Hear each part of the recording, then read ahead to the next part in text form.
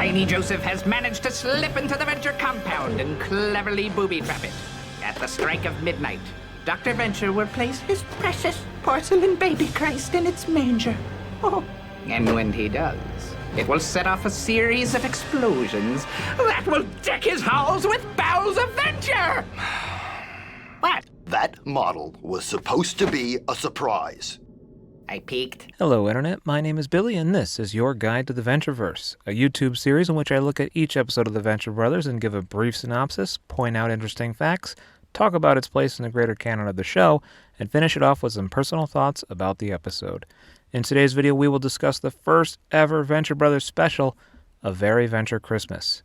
This episode first aired on December 19th, 2004. Let's get into it.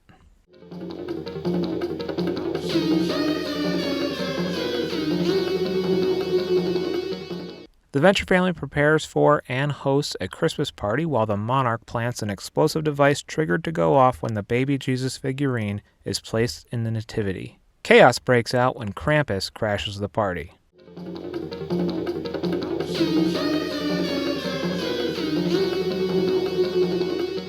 Before the episode properly starts, we're treated to this parody introduction of the CBS special presentation intro. The opening scene of the episode is an onslaught of references to classic holiday movies and TV specials. Let's watch along. And what happened then? Well, in Whoville, they say that the Grinch's small heart grew 3 sizes that day. Hello there! Hey? What's today, my fine fellow? Today? Duh, it's Christmas Day. Christmas Day. Then I haven't missed it.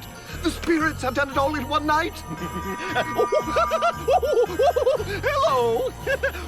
Whee!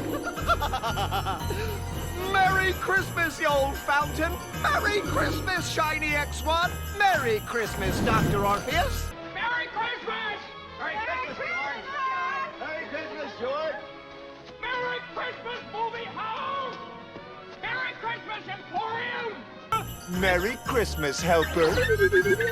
Why didn't he wish me a Merry Christmas? Nobody wants a Dean in the box! My name is all wrong. No child wants to play with a Charlie in the box. Just wanted to point out this kind of weird anime-style reaction from Triana. Dad! Definitely a side effect of animating overseas. Dr. Orpheus references the Wookiees' Life Day. If you're unfamiliar, Life Day is the fictional holiday that's celebrated by the Wookiees in the Star Wars holiday special that aired once and only once in November 1978. I was going to try to sum it up in a few sentences, but I googled it and god damn it, Star Wars lore runs deep. This episode also features Krampus. Since this special first aired, Krampus kind of became a pretty well-known thing. Just look at the Google Trends going back to 2004. There are virtually no Google searches for Krampus up until like 2010.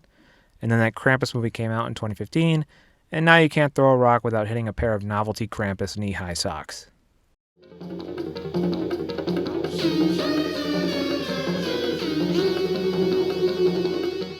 I don't take anything in this episode super seriously since it all turns out to be a dream in the end.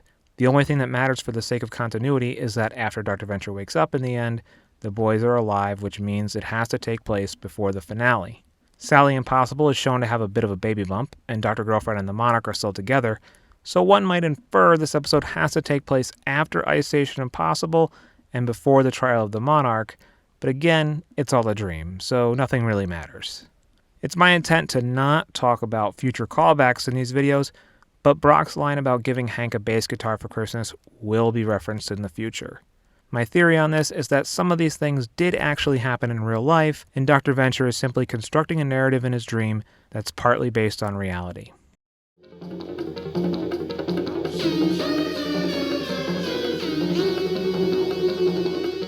One thing that's a little weird in this episode is Pete White hitting on Triana. Like, dude, yuck. Even if you think she's of age, she's still young as hell for a middle-aged dude to be hitting on. Aside from that, I remember when this special first aired. I used to post on this Adult Swim message board, not the official Adult Swim message board, but this way cooler one that only had like 20 members, and this one dude said after seeing this special that all Venture Brothers episodes should be 11 minutes long, and holy shit, can you even imagine that? I'd say a wide majority of Venture Brothers episodes are stuffing 40 minutes of content into 20-minute episodes. I don't even want to think about trying to condense all that plot into 11 minutes. It works okay for the Christmas special, though. Although it takes place exclusively on Christmas Eve, I think the special does a pretty great job at capturing the feeling of being a kid during the few days leading up to Christmas. In a way, those days are even more Christmassy than Christmas Day itself, and believe it or not, watching this episode in the middle of August to make this video, I got a little twinge of the Christmas spirit. As always, thank you for watching and happy Life Day. Tune in next week for the premiere of Season 2 of the Venture Brothers, Powerless in the Face of Death. If you dug this video, share it with a friend, and if there was some huge glaring thing that I missed in this video, subscribe to my Patreon to see these videos a week early and offer your input before I upload the final product.